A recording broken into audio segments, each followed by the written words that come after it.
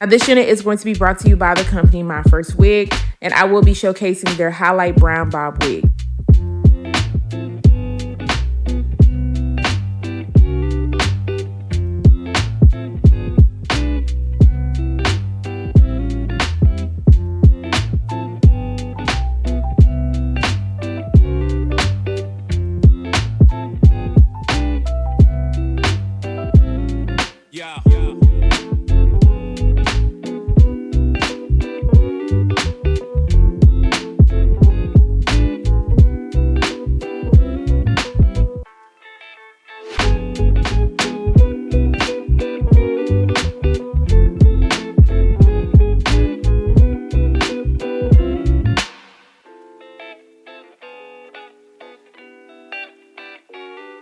Easy for me to install this unit. You guys seen that I did a glueless install, so pick it up, put it back down. I didn't have to put any powder in the front area because the lace blends in really well to my skin. I did put a little bit of powder into the parting space area, but I wasn't heavy-handed with it, so you can definitely move this parting space around. If you aren't a fan of a right side part, you can definitely part this in the middle or the left. You can always do a flip over style if you don't even want to deal with any parting.